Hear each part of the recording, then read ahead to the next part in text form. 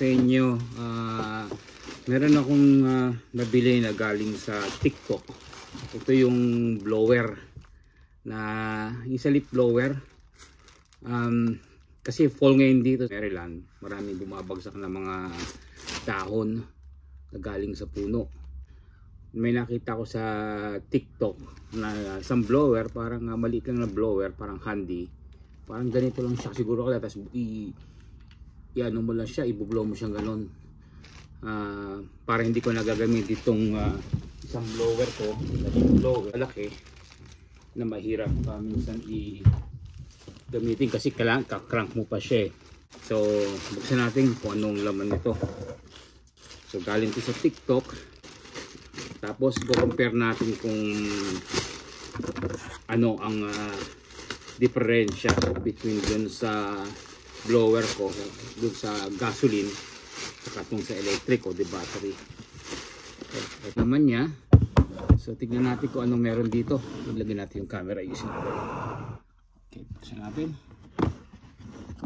Itong laman. Itong laman niya. So ano ito? Meron siyang ito yung tinatawag na leaflet siguro, yung guide. Ito yung blower. Ito yung battery. 12 volts. At saka lang alam kung pwede itong battery na ginagamit ko dito eh. Tika muna, sandali. Mayroon ako siyang battery to. Tingnan, pareho lang kaya. Hindi, magkaiba siya. Magkaibang battery siya. Anyway, pasok natin sa loob.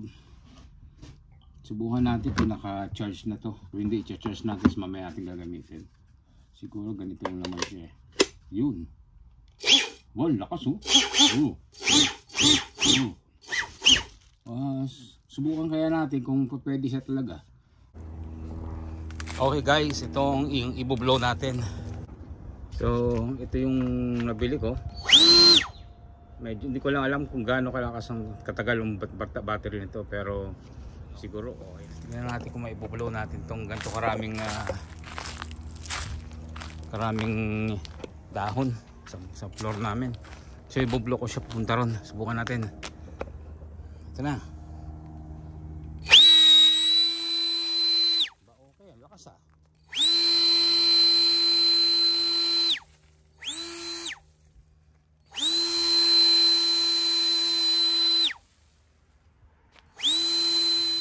Sabi ko kanina, i-compare natin kung mas maganda yung itong Senesi na to compare dito sa air blower ko. Tignan natin kung gaano kalakas, kung worth it ba ang pagbili ko. I-crank muna natin to.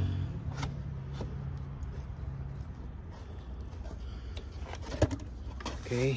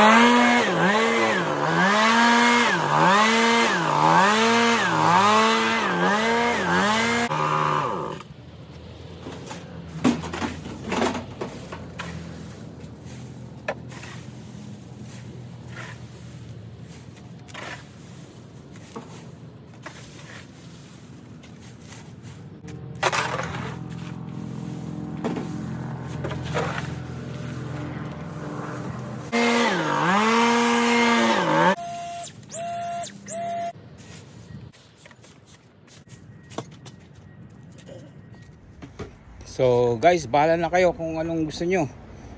Okay ba to? O itong yung gas blower versus the battery. Alright, see you.